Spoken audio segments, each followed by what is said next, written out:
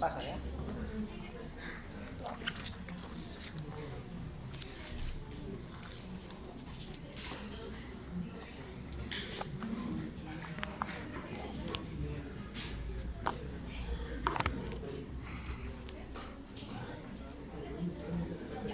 Chicos, ¿qué tal? Buenas tardes nuevamente.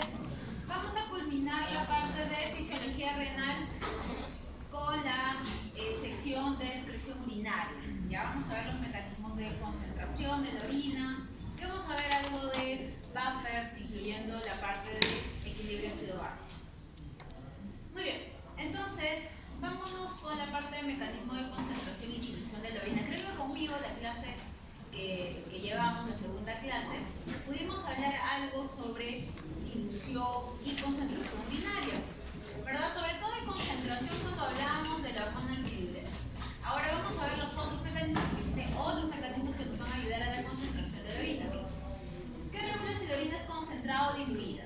Depende de dos factores fisiológicos principales: la presencia o ausencia de ADH, es decir, de la vasopresina o hormona antidiurética, y el gradiente osmótico córtico medular generado por la nefrona y manteniendo el intersticio medular y base recta. Esto de acá lo vamos a ver los dos paso por paso, ¿ya? Entonces de aquí va a depender si nuestra orina va a ser concentrada y nuestro volumen va a ser reducido, o si nuestra orina va a ser diluida y vamos a tener un volumen de función de agua mayor, ¿ya? Un poquito más, se puede decir, mayor que la concentración de solutos.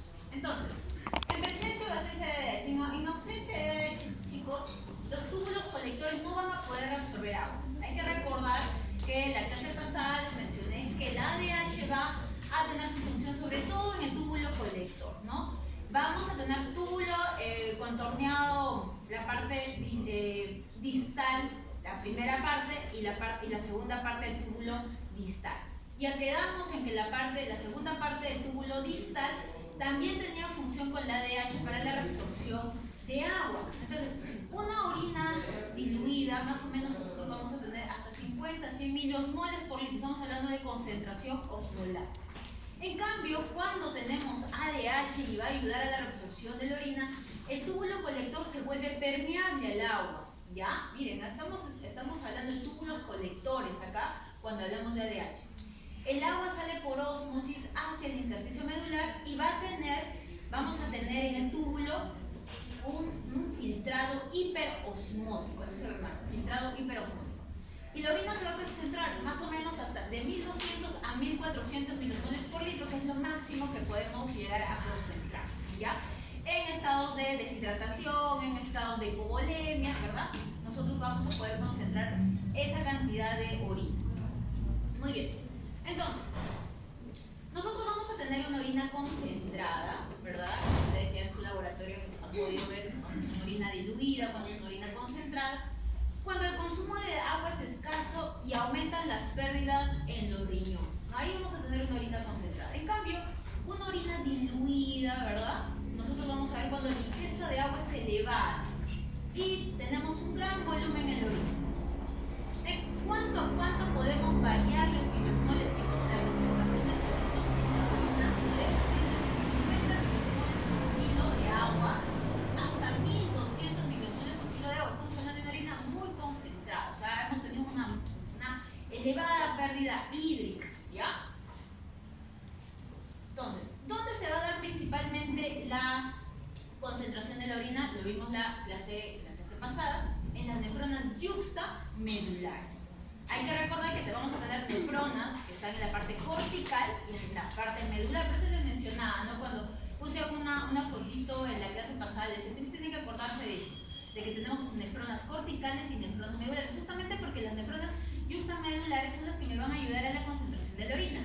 Mientras que en la dilución urinaria vamos a tener nefronas compartidas, tanto las corticales como las yuxtamedulares, y las corticales son las que me van a generar mayor dilución, de 70 al 80%. Justamente porque no están en la médula, y vamos a ver que en la médula existe ese mecanismo de contracorriente de un aumento de la concentración osmolar intersticial, que no lo vamos a tener en las nefronas corticales, pero sí en las medulares, ¿ya? Entonces, otro concepto que tiene que quedar en claro es el volumen urinario. Entonces, volumen obligatorio de la orina para una persona normal, sin un problema renal, renal debe ingerir unos 600 miliosmoles del soluto al día. La capacidad de concentración máxima, como les dije, es 1200. ¿Cuánto es lo mínimo que podemos tener de orina? 0.5 litros por día o 500 mililitros por día, ¿no? Hasta podemos llegar a una poliuria de 20 litros por día, dependiendo del consumo de líquidos que tenemos. Y lo puede regular el riñón de forma normal, de forma fisiológica, ¿ya? Entonces, vamos a ver algunos conceptos que tenemos que tener en cuenta. La osmolaridad del plasma, ¿verdad? El plasma va a tener la cantidad de osmoles, o sea, concentración de solutos, que básicamente va a depender de la glucosa, del sodio, de la urea, y va a ir más o menos de 300 miliosmoles, y si lo corregimos, 282 miliosmoles por litro. Esto es importante entenderlo para poder compararlo con la osmolaridad urinaria también, ¿no? Entonces de acá va a salir que lo mínimo es 600, lo máximo es 1200, o sea, vamos a tener 0.5 litros por día de volumen. Ahora, ¿qué sucede si hay una disminución, una falta de agua y una antidiuresis? Y si hay un exceso de agua. Entonces, cuando hay una falta de agua, la osmolaridad plasmática va a aumentar, ¿no? Porque hay falta de agua y antidiuresis. Mientras que cuando hay exceso de agua, que consumimos mucho líquido, la osmolaridad plasmática se va a diluir, por eso disminuye. Por lo mismo va a pasar con la osmolaridad urinaria, ¿no? Si la osmolaridad plasmática aumenta, la osmolaridad urinaria también va a aumentar. Por lo mismo, disminuye cuando la osmolaridad plasmática disminuye. Y el volumen de orina, cuando tenemos una osmolaridad urinaria aumentada, es porque el volumen está disminuyendo, y cuando disminuye la osmolaridad urinaria, el volumen de orina aumenta. Entonces, eso tenemos que tenerlo en cuenta en nuestras preguntas que nos pueden realizar, ¿no? Y también lógicamente, pero no lo podemos sacar, de acuerdo a si consumimos agua o tenemos una falta de agua, de falta de líquido, por X motivo, no solamente por deshidratación, sino porque hemos tenido pérdida urinaria, ¿ya? O pérdida sanguínea. Ahora, disculpen, aquí está, ya. Vamos a tener nuestro cuadrito acá. Acá tenemos la osmolaridad, ¿verdad? La osmolaridad del plasma. Acá tenemos el flujo de la orina y acá tenemos la excreción de solutos en la orina, excreción de solutos. Entonces, lo que va a variar cuando nosotros consumimos, por ejemplo, 1 litro de agua, es que nuestra osmolaridad va a disminuir, ¿verdad? Nuestra osmolaridad disminuye hasta que hay un momento que nuevamente regresa a la normalidad, ¿no? Y vamos a ver que la osmolaridad urinaria aumenta más que la osmolaridad plasmática, ¿ya? Justamente por los mecanismos que vamos a ver ahora. En cambio, cuando tomamos agüita, ¿qué es lo que sucede? Nuestro flujo de orina aumenta, pues, ¿no? Aumenta nuestro volumen urinario. Pero ¿qué sucede con la excreción de solutos de la orina? Más o menos va a mantenerse de esta forma en el tiempo, no se va a modificar. Entonces, lo que nosotros vamos a variar básicamente es el agua. O retenemos agua o excretamos agua, ¿ya? Muy bien. Entonces, ¿cuáles son los mecanismos tubulares para la concentración de la orina? Este cuadrito les mostré en la clase pasada y hablábamos de los transportes activos, ¿verdad? Uno de ellos va a ser el transporte activo de sodio, justamente porque el transporte activo de sodio es lo que va a contribuir a mi osmolaridad urinaria. Y también en qué parte de nuestro túbulo, ¿verdad? De nuestra nefrona, vamos a tener una permeabilidad al agua, al cloruro de sodio y a la urea, que va a ser uno de los solutos que va a contribuir básicamente a poder tener esa concentración urinaria. Entonces, básicamente, si ustedes se dan cuenta, la permeabilidad del agua en el túbulo proximal y en la rama descendente fina, en la delgada, ¿verdad? En la que puede ser muy permeable el agua, se puede movilizar, ¿no? Entonces, va a ser 2 cruces, como pueden ver acá. En la rama ascendente fina y en la ascendente gruesa, estamos hablando de las gruesas, acá disminuye, hasta le podría poner una cruz, pero ya en la gruesa ya es 0, chicos. Ya acá no va a haber permeabilidad en el agua, solamente solutos. Recuerden esa parte. Ahorita lo vamos a volver a ver porque vamos a ver todos esos mecanismos, pero tengan en cuenta esto. Y si yo quiero reabsorber agua, pero ya en el túbulo distal, en el colector cortical y en el colector medular interno, sobre todo voy a necesitar ADH. ¿Ya? Voy a necesitar ADH, y sobre todo acá, donde es donde más voy a reabsorber el agua. En el caso del sodio, vamos a tener una permeabilidad bastante elevada en el túbulo proximal, en la rama descendente y ascendente. Y nosotros vamos a tener en la parte de la urea, miren acá, la urea vamos a tener su reabsorción, su metabolismo, su secreción también, su movimiento de la urea, pero para que tengamos movimiento de urea en el conducto colector vamos a necesitar de ADH, ¿ya? Entonces, ¿cómo vamos a contribuir en todo esto? Va a hacer que este movimiento, este transporte, ¿no? Tanto de permeabilidad con los solutos, permeabilidad con el agua, con la urea, hagan que mi filtrado vaya a cambiar. El filtrado que nosotros vamos a tener a partir del glomérulo que viene de la arteriola aferente, vamos a tener un filtrado isotónico, es decir, va a tener la misma tonicidad del plasma, o sea, los mismos metabolitos, los mismos sustratos van a tener acá, en el túbulo contorneado proximal. Cuando vamos bajando, ¿verdad? Vamos yendo a nuestra asa de Henle, vamos a tener un filtrado hipertónico. ¿Por qué? Porque justamente esto, vamos a ver una permeabilidad en el agua y va a ir saliendo agua y se va a quedar solamente solutos. Voy concentrando mi orina y por eso se llama filtrado hipertónico. Cuando llegamos acá a la parte distal, nosotros vamos a ver que ya vamos a tener impermeabilidad al agua. Entonces, como no sale agua y solamente se va a reabsorber solutos, vamos a tener nuestro filtrado hipotónico. Y luego en la médula ya nosotros vamos a ir, dependiendo de la cantidad de ADH, si no hay ADH, vamos a ver si lo diluimos o lo concentramos en nuestra orina, ¿ya? Uno de los que contribuyen, como les mencionaba, a hacer la formación de ADH. En el caso de la formación de ADH, para que se forme, nosotros necesitamos varios estímulos. Uno de ellos es la osmolaridad. La osmolaridad es lo más sensible que puede existir para que yo forme ADH. Más que una disminución de la presión arterial, más que una hipovolemia, la osmolaridad es lo más sensible que hace que mis núcleos hipotalámicos puedan comenzar a producir ADH. ¿Qué más? Angiotensina 2, ¿no? El aumento de angiotensina 2 por el sistema SARA y la estimulación simpática.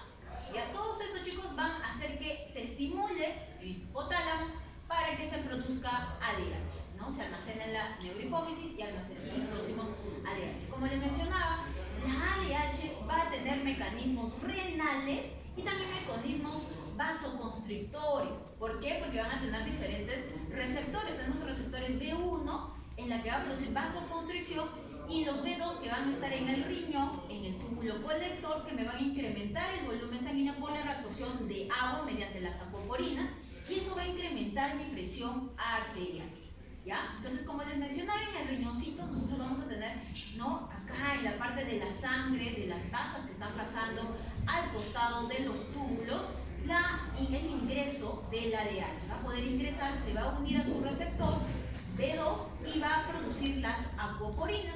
Este es el mismo gráfico que lo vimos la semana pasada, pero para hacer un repaso, ya que es importante tenerlo ya grabado. El ADH, mediante receptores de proteína GS, va a unirse a sus receptores B2, va a estimular la adenosiclasa y con esto va a aumentar el AMP cíclico. AMP cíclico, el aumento, es una señalización celular, aumenta la fosforilación de las proteínquinasas. Eso va a traer como consecuencia que en el núcleo del ADN comience la síntesis de las llamadas acoporinas. Y estas acoporinas, ¿no? van a estar en vesículas. En vesículas, cuando se sintetizan, se ponen en vesículas.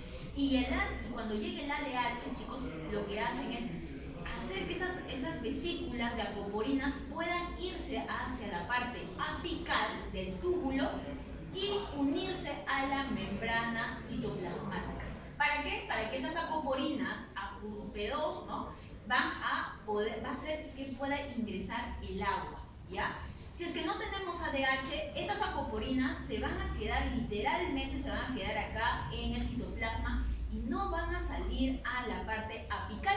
Entonces no va a funcionar la reabsorción de agua porque esta parte del túbulo colector sin acoporinas no reabsorbe agua, ¿ya? Muy bien.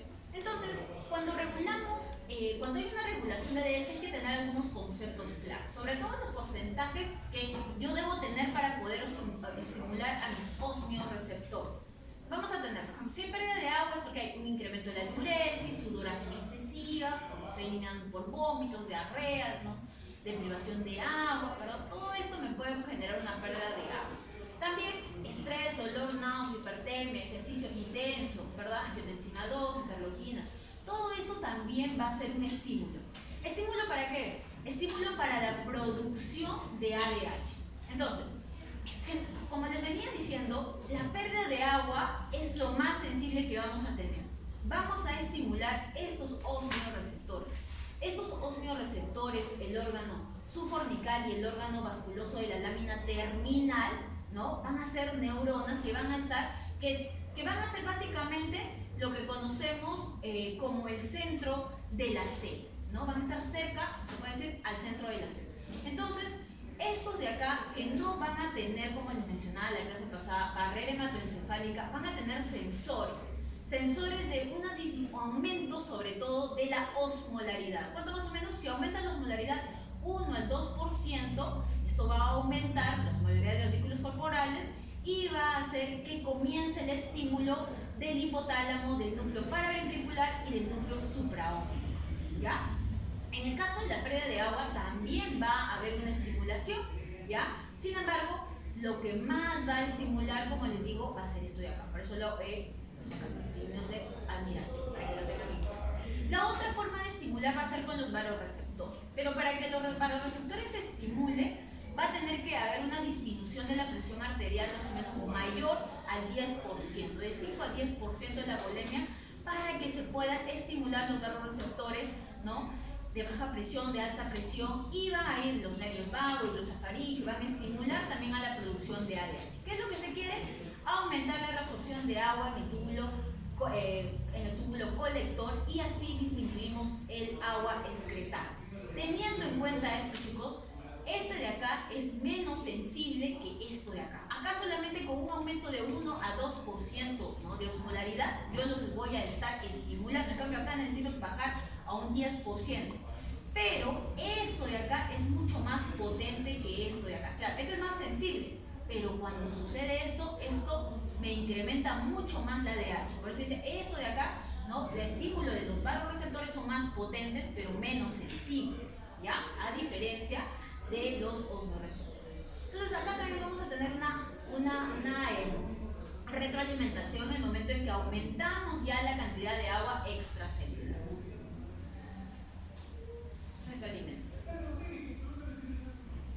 Entonces, ¿cómo vamos a realizar el control? Voy a ponerle lupita para poder observar mejor. Aquí está, el control de la secreción de ADH, el aumento de ADH, ¿verdad? O la osmolaridad plasmática, disminución del volumen sanguíneo, disminución de la presión sanguínea, náuseas, drogas y la hipoxia. Y el descenso, todo lo contrario, ¿verdad? Todo lo contrario. En drogas, por ejemplo, el alcohol, la clonidina, el haloperidol me producen un descenso de ADH y me produce, ¿qué cosa? Mayor sensación, mayor diuresis, ¿verdad? ¿Cómo regulamos la ADH? Vamos a tener sistemas de retroalimentaciones de acuerdo a los osmioreceptores que les mencionaba en la diapositiva anterior, los osmioreceptores, y también vamos a tener control de los vasoreceptores, esto de acá que les mencionaba, los vasoreceptores. Entonces, en el sistema de retroalimentación por osmoreceptor, mira, nosotros vamos a tener la osmolaridad plasmática, va a llegar a un punto, ¿ya?, que se llama el punto de ajuste, cuando ya comienza a aumentar mi osmolaridad plasmática, ¿verdad?, va a comenzar a producirse la ADH. Eso se llama punto de ajuste, que va más o menos de 180 a 195 miliosmoles por kilo de agua, ¿ya? Eso es en el caso de los osmoreceptores. En el caso de los vasoreceptores, nosotros vamos a tener vasoreceptores de alta presión y vasoreceptores de baja presión, ¿ya?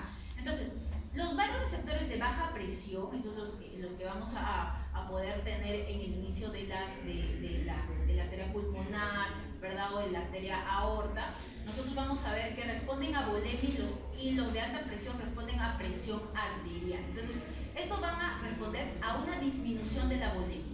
Y los de alta presión a los que cuando tenemos una disminución de la presión arterial, y acá tenemos el seno carotídeo, ¿verdad? Y acá vamos a ver la plenitud vascular. ¿Eso qué significa? Que esta plenitud del sistema vascular, es decir, cuando disminuye esta presión en estos vasoreceptores, en el arco aórtico y el seno carotídeo, va a estimular mayor la secreción de ADH y va a hacer que aumente la recepción de agua en el túbulo colector, ¿ya? Entonces, También hay receptores de alta presión, como una notita, en la arteriola eferente de las nefronas. Ojo, ¿ya? También tenemos receptores de alta presión ahí, ¿ya?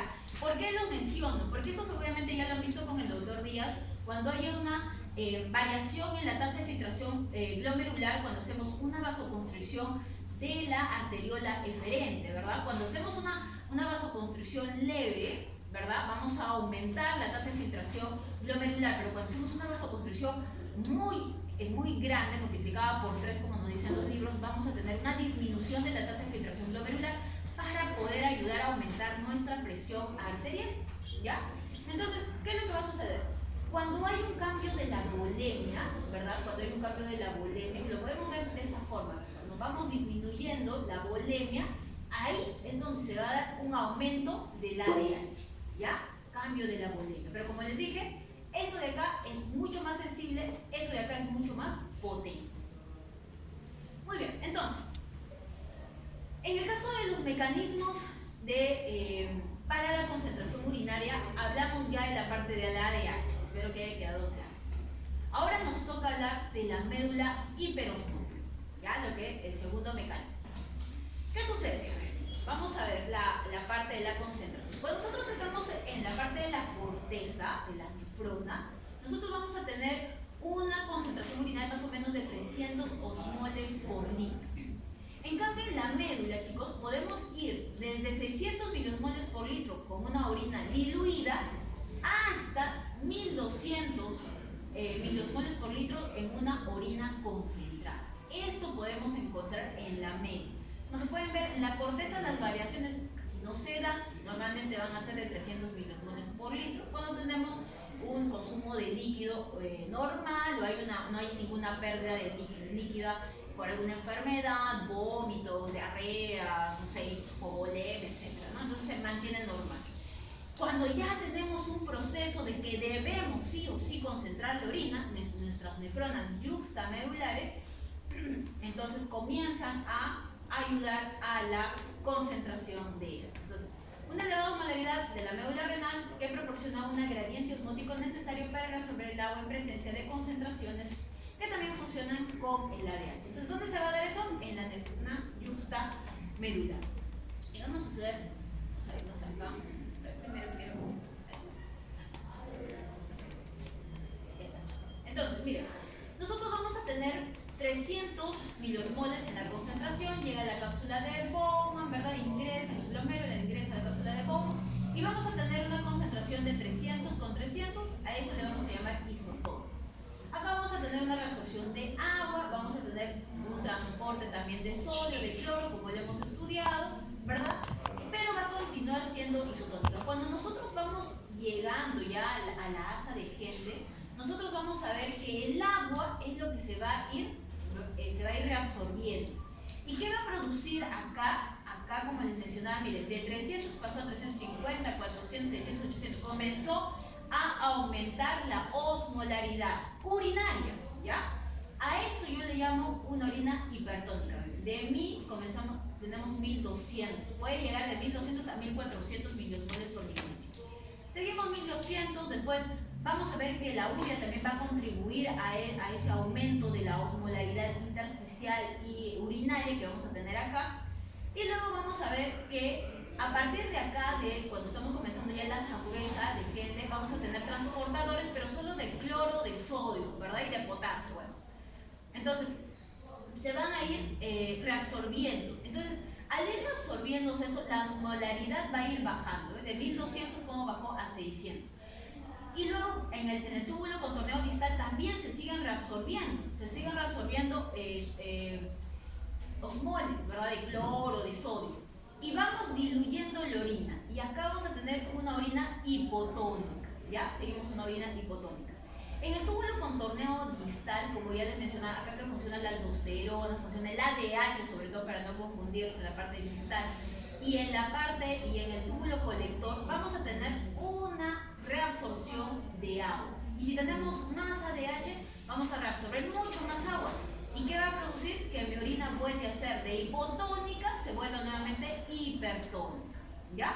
y tengamos una osmolaridad de urinaria más o menos de 1200 con una disminución de volumen urinario. ¿Qué pasaría si yo no tuviese ADH y acá no se reabsorbiera agua? De lo que era hipotónica, sigue siendo hipotónica y vamos a tener una osmolaridad baja, más o menos de 600 milismoles por litro, ¿ya? Entonces, eso básicamente es lo que vamos a analizar en la clase, por lo menos la mitad de la clase, ¿ya?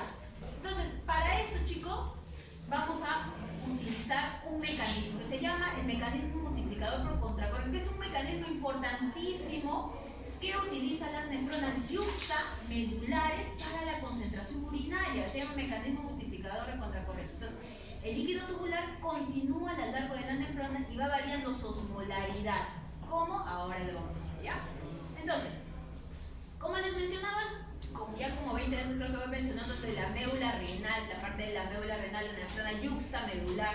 ¿Por qué? ¿Cuáles son los factores que contribuyen que esta médula, que estas nefronas que están en la parte medular, contribuyen a la orina hiperosmótica o hipertónica?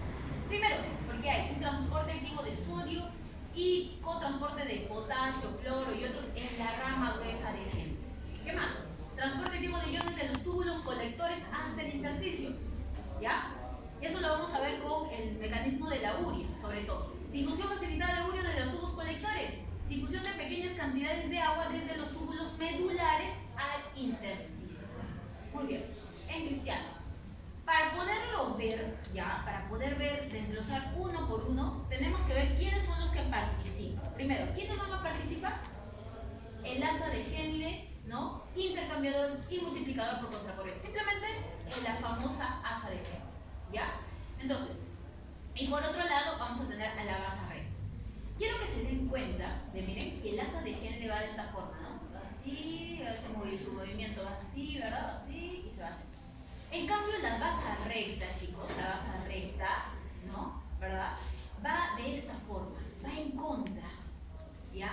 Va en contra de la corriente. Ahí es su nombre, mecanismo de contracorriente, ¿ya? Entonces, ¿para qué sirve este mecanismo de concentración de la orina de tipo contracorriente? Establece y mantiene el gradiente osmótico medular necesario para concentrar la orina. ¿Por qué? Porque yo lo que voy a hacer es reabsorber agua, pero esta agua no se va a quedar acá. Esta agua se va a ir gracias a los vasos rectos, porque los vasos rectos van a decir, uy, hay agua. Se lo va a quedar y se lo va a llevar. Entonces, siempre voy a mantener un intersticio hiperosmótico. Y eso es lo que me va a ayudar a concentrar la orina. Entonces, vamos a ver. En el asa de Henle voy a tener la rama descendente y la rama ascendente gruesa. Dijimos, el rama descendente es permeable al agua, es delgadita, no solutos, el agua sale del intersticio y la harina se concentra. En cambio, la rama ascendente gruesa es impermeable al agua, pero va a transportar nuestros solutos, potasio, sodio, cloro, ¿verdad? Y diluye la orina. Entonces, este transporte activo de solutos en la rama ascendente crea una gradiente multiplicando por el flujo de contracorriente. ¿Qué quiere decir? Que varias veces va a suceder lo mismo, varias veces. Y eso va a ayudar a que esto de acá se vaya concentrando una y otra vez. Por eso se llama multiplicar. En el caso de la basa recta es esto de acá, ¿ya? Las basas rectas son basas capilares que rodean las asas de Henle, específicamente las nefronas yuxtamedulares, por la importancia que va a tener, descienden y ascienden paralelas al asa, a ser paralela al asa, o simplemente, acá mejor lo hubiera puesto antiparalela al asa, permiten el intercambio pasivo de solutos y agua, manteniendo el gradiente osmótico sin lavar el flujo sanguíneo. ¿Qué quiere decir? Que nosotros no vamos a, lo que vamos a hacer no es jalar el agua desde la parte intersticial hacia la parte de la basa recta. Muy bien, entonces el líquido tubular, ¿no?, va a ir de esta forma y el agua va a irse reabsorbiendo desde el túbulo proximal al asa de Henle, ¿verdad? Acá va a comenzar a reabsorción de solutos, acá también solutos y acá dependiendo si tengo ADH o no tengo ADH. Y para eso es importante saber de dónde viene esa basa recta. Nosotros sabemos que el flujo total, el riñón va a recibir de un 20-25% del gasto cardíaco, ¿verdad? Alrededor de 1200 mililitros por minuto en adultos. Va a pesar más o menos 150 150 gramos, acá tenemos arteriola aferente, acá tenemos más o menos mayor de 12 papilas, ¿verdad? Y nosotros vamos a ver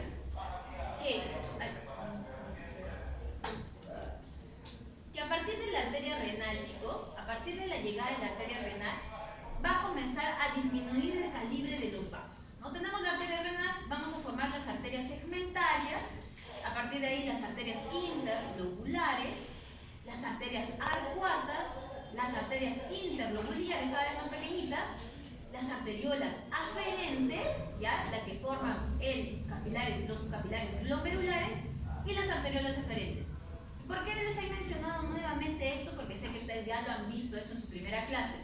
Porque a partir de las arteriolas eferentes van a salir los capilares peritubulares, las nefronas corticales, así se llama, y en la basa recta en las nefronas yuxtamedulares. ¿Ya? Por eso les he vuelto a mencionar, porque vamos a hablar ahorita de esta basa recta. ¿Cuál es la importancia funcional?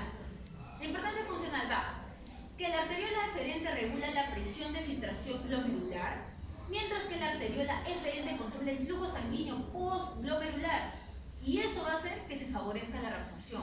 Por eso es que hablábamos la semana pasada de los mecanismos o los factores que van a ayudar a la reabsorción tubular, ¿verdad? El grosor o la vasoconstricción tanto de la arteriola aferente como de la arteriola eferente van a traer como consecuencia si yo aumento mi reabsorción tubular o si yo la disminuyo, ¿ya? Ahora, el flujo lento en la basa recta permite conservar la gradiente osmótico necesaria para la concentración de la orina, flujo lento. Muy bien, entonces vamos a comenzar este mecanismo de concentración de la orina. Y vamos a ver un estadio inicial. ¿Qué quiere decir un estadio inicial? Vamos a tener que todo es hipotónico. Vamos a ver que está corriendo 300 miliosmoles, estos 300 que sean su soluto, ¿ya? Su soluto o la osmolaridad que tenemos en el tubo. Va subiendo 300, 300. Y esta es la parte intersticial, que es importante para que podamos entender todo este mecanismo. Y en la parte intersticial también tenemos 300. Entonces, no va a haber ningún flujo, ¿verdad? Porque tenemos 300, 300, 300. Está en equilibrio, ¿ya? Entonces, el asa de Henle tiene líquido 300 miliosmoles por litro de osmoles, ¿verdad? Llega a la rama ascendente gruesa que reabsorbe solutos, ¿ya? Esta de acá reabsorbe solutos. Esto de acá son estas cositas de acá, son átomos, son los solutos, ¿verdad? Van a absorber los solutos. Y al reabsorber los solutos va a crear un efecto único. Del estadio inicial vamos a entrar a un efecto único. ¿Qué quiere decir? Que al reabsorber los solutos, esta partecita de acá, que es el intersticio del asa de Henle, nosotros vamos a aumentar la osmolaridad. De 300 subió a 400, ¿verdad? Ese se llama el efecto único. Entonces, al tener este efecto único, nosotros vamos a ver que esta parte está más concentrada que esta parte, ¿verdad? Porque está a 300 y esto está a 400. Entonces, ¿qué va a pasar? Va a salir por ósmosis, ¿qué va a salir? El agua, pues, ¿no? El agua, porque va a querer, ¿no? Equilibrarlo. El agua, este intersticio va a jalar agua, pero el agua no se va a quedar en el intersticio. ¿A dónde se va a ir? A la basa recta. Se va a la basa recta. Entonces, al irse a la basa recta, que ya nosotros hemos aumentado, como esto ha salido el agua, hemos aumentado la osmolaridad de acá, de lo que era 300, lo hemos aumentado a 400, y esto lo hubiéramos diluido, ¿verdad? Porque el agua está acá, hubiera disminuido, no sé, a 300, a 200. Pero como la basa recta se lo está llevando, entonces, miren, acá vamos a tener que las concentraciones van a ser iguales, 400, 400, porque la basa recta se ha llevado el líquido, ¿ya? Entonces, ¿y qué va a generar? Como la basa recta se lleva el líquido, el flujo va a continuar, por eso dice, el flujo adicional de líquido hacia el asa de Henle sigue su sentido, pues, ¿no? Del túbulo. Este es el flujo de líquido. Entonces, estos son los estadios: estadio inicial, los efectos únicos y el flujo de líquido, que como va siguiendo el flujo, va a irme concentrando la orina. Esto es importante, porque con esto voy a poder concentrar la orina.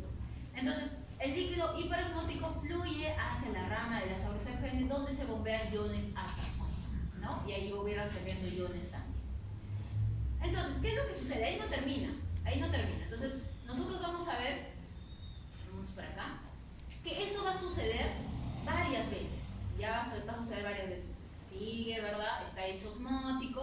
luego va a comenzar a reabsorber los solutos, y luego esto nuevamente el agua va a comenzar a irse por la vasa recta y va a ir concentrando. De lo que era, vamos por acá un ratito, de lo que era 400, ¿ve? Ya comenzó a aumentar acá 500. Y se va a repetir, se repite 4 a 6 veces, lo necesario que tenemos para poder concentrar la orina. ¿Y qué va a pasar? Que vamos a llegar a la concentración máxima, que es entre 1200 a 1400, ¿verdad? Por eso es que a esto le llamamos el mecanismo multiplicador de contracorriente, por contracorriente. Porque ¿quién va a contracorriente? Va a ir la masa recta, la que me va a ayudar a reabsorber el agua para mantener mi intersticio hiperosmótico y también mi túbulo o llamado mi asa de Henle, que me va a ayudar a concentrar la orina. ¿Dónde sucede esto? En la nefrona yuxtamedular. ¿Ya? Esto va a suceder en la nefrona yuxtamedular, lo mismo que tiene todas las condiciones, ¿no? La alta concentración, tiene su base recta, cosa que las nefronas corticales no pueden, ¿ya? Y el tamaño también, la longitud que tiene su asa de Henle va a ser distinta. Entonces, el intercambio por contracorriente de los vasos rectos conserva la hiperosmolaridad de la médula renal. Exacto. Pues no, acá tenemos, esto no es el túbulo, esta es la base recta, ¿ya? Y gracias a esta base recta, este flujo de sangre, yo voy a poder reabsorber agua del intersticio y también puedo reabsorber los solutos del intersticio. También puedo secretar, por ejemplo, la urea. Puedo secretar urea si quiero mantener también mi intersticio mucho más hiperosmolar, ¿ya? Y eso lo vamos a ver ahora en un ratito. Entonces, el flujo sanguíneo medular es bajo. Justamente por eso les mencionábamos en diapositivas anteriores que la base recta, la ventaja que tiene es que su flujo es bajo, ¿no? Es lento, es bajito y me va a ayudar a poder realizar esto. Si fuera muy rápido no podría realizar. En cambio, gracias a este flujo medular bajo, lo puedo realizar. Es menos del 5% del flujo sanguíneo renal, que dijimos que era más o menos el 20%, ¿no? El total del flujo renal, solamente acá es un 5%, y es suficiente para sus necesidades metabólicas, ¿ya? Entonces, los vasos rectos sirven de intercambiadores por contracorriente. Los vasos rectos se llevan la misma cantidad de solutos y agua que absorben los túbulos medulares. Entonces, ¿qué quiere decir? Los vasos rectos no van a crear de por sí una hiperosmolaridad medular, pero van a evitar que esa hiperosmolaridad que está generando la miasa de Henle, ¿no?, se pueda disipar. O sea, ayuda a conservar, ¿no? Le ayuda a mis túbulos, a mi asa de Henle. Entonces, evita que el agua absorbida baje la osmolaridad capilar. Muy bien. Entonces, vamos a ver que existen estos cambios de osmolaridad en los diferentes segmentos del túbulo. Vamos a hacer un acercamiento para poderlo ver bien. Aquí está. Acá está la osmolaridad en milimoles por litro, ¿verdad? Y vamos a ver cómo va yendo. A partir del túbulo proximal, ¿verdad? Que vamos a tener más o menos de entre 300, que es lo que siempre nos grafican, que es lo que se estipula normalmente, 300 milimoles.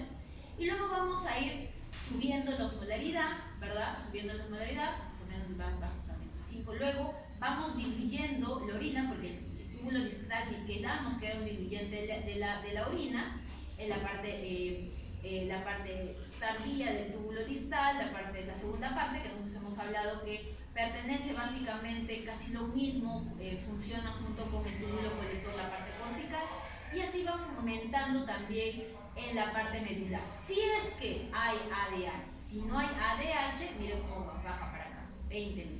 Si hay ADH, entonces voy a aumentar mi osmolaridad. ¿Hay ADH? No hay ADH, ese es un cuadro. Y luego, el otro mecanismo va a ser la urea. Entonces, como les mencionaba, los tres mecanismos, ADH, que ya lo acabamos de ver, hemos visto también el mecanismo de contracorriente, es el segundo, y por último, para poder concentrar la orina, también tenemos a la urea. La urea contribuye a la hiperosmolaridad del intersticio medular y la concentración de la orina. Entonces, contribuye un 40 o 50 la osmolaridad, es decir, de 500 a 600 milimoles por litro del intersticio medular renal cuando el riñón está formando una orina en su concentración al máximo, ¿no? Entonces, yo en el momento en que se filtra la urea, más o menos en el 4.5, yo voy a, acá voy a reabsorber agua. Y eso va a hacer que la urea se pueda concentrar mucho más. Voy a ir absorbiendo agua y la urea se va a ir concentrando mucho más, ¿verdad? La urea no va a tener movimiento, ¿ves? La urea va a seguir, no va a tener movimiento en todo el túbulo hasta llegar al túbulo colector. Pero no a cualquier túbulo colector, al túbulo colector medular. Y en la parte interna de la parte de la médula, ni siquiera en la parte externa, la parte de la médula en la parte interna. Acá, chicos, es donde la urea va a tener un movimiento gracias a que existe, gracias a que tenemos esta DH, ¿ya? Esta DH no solamente me va a contribuir a crear las acuporinas 2 que dijimos que eran dependientes de ADH, sino también a la formación de receptores para la reabsorción de la urea, como la UTA1 y la UTA3. Entonces se reabsorbe urea. La urea llega al intersticio y luego va a poder ingresar al asa de Henle. ¿Para qué nuevamente ingresa al asa de Henle? Porque esta parte, ¿se acuerdan que en el mecanismo contracorriente esto era lo que estaba hiperosmótico? Ya, pues la urea va a ayudar a volverlo mucho más hiperosmótico todavía para poder reabsorber agua, ¿ya? Entonces miren cómo la urea, gracias a la ADH, también va a ayudar a poder aumentar la osmolaridad en la parte del asa de Henle. Entonces, esta es la parte de la corteza que es impermeable a la urea y la médula es permeable a la urea, chicos. Entonces, el túbulo distal y el túbulo colector cortical son impermeables al agua y la urea. Y eso lo vimos la clase pasada cuando hablábamos de la reabsorción tubular, ¿no? En estos segmentos. El agua se reabsorbe y aumenta la urea. Entonces, en cambio, nosotros vamos a ver que cuando llegamos al túbulo colector medular interno, la urea va a difundir hacia afuera del túbulo, hacia el intersticio renal. ¿Ya? ¿Gracias a qué? A sus transportadores UTA1 y UTA3. En cambio, la UTA2 no se mantiene ahí, no se ha descrito que tenga que ver con el ADH. Por eso es que no lo he mencionado como tal. Ya. Muy bien. Entonces, para ir concluyendo la parte de concentración de la orina. Papel de túbulo distal y túbulos colectores en la dilución urinaria. Importantísimo, ¿verdad? Ya hemos visto cómo la ADH, cómo el asa de Henle, cómo los túbulos colectores pueden ayudar a que se genere una diuresis, ¿verdad? Y una antidiuresis, es decir, una disminución del flujo urinario, por ende vamos a concentrar más la orina. Cuando hablamos de la diuresis, estamos hablando de que el túbulo distal y el colector cortical reabsorben activamente sodio y cloro y son impermeables al agua y la urea. Y eso va a traer como consecuencia la disminución de la osmolaridad del líquido tubular, más o menos aproximadamente de 100 miliosmoles por litro. El túbulo colector medular reabsorbe activamente sodio incluso en la ausencia de ADH y es permeable al agua, a la urea. ¿Por qué? Porque no se necesita ADH, simplemente va a ayudar a seguir reabsorbiendo lo que necesita nuestro cuerpo, que es sodio y cloro, ¿ya? Y el agua va a diluirse y la osmolaridad yo voy a tener en 600 milimoles por litro. Y se reabsorbe poca agua. En cambio, en la antidiuresis estamos hablando del ADH. En el ADH, entonces, el túbulo colector cortical se hace permeable al agua, la cual difunde fuera del túbulo, ¿ya? ¿Y qué más? Aumenta la osmolaridad del líquido tubular, la cual es mayor parte de urea, ¿no? La cual es mayor parte de urea. ¿Por qué? Porque lo que vamos a hacer es, ¿se acuerdan? La urea comienza, no tiene ningún movimiento hasta que llega al túbulo colector, lo cual en mayor parte es debido a la urea, ¿no? Y el túbulo colector medular reabsorbe activamente cloruro de sodio, pero como ya tengo ADH, también voy a reabsorber urea y gran cantidad de agua. Y eso va a traer como consecuencia que mi excreción urinaria tenga una alta concentración de más o menos 1200 miliosmoles por litro. Ya va a depender de cuánto yo quiera concentrar. En resumen, nosotros vamos a tener que la dilución urinaria, las estructuras clave van a estar en el túbulo distal y colector, simplemente porque no vamos a tener ADH porque seguramente no lo necesitamos. Y me va a traer como resultado una orina diluida. concentración urinaria, en la estructura clave va a ser el túbulo colector con ADH más el intersticio medular. El túbulo colector con la ADH porque va a reabsorber agua y urea, no se olviden, urea también es importante. Y el intersticio medular porque va a traer como consecuencia el mecanismo de multiplicador por contracorriente y va a ayudar a que la orina se concentre por la reabsorción de agua en la base recta. Entonces, esta contracorriente, este proceso va a estar contribuido por la asa de Henle y la base recta. Estos dos son las estructuras que me van a ayudar a crear un mecanismo de contracorriente, ¿no?, adecuado para que yo pueda concentrar mi orina. ¿Ya? Muy bien, esta es la primera parte. ¿Desean un break? ¿Seguimos? Break de 10 minutos. Sí, ¿no? Sí, un break hasta las 3:40, 3:45, ¿está bien? Sí. Aquí pasamos a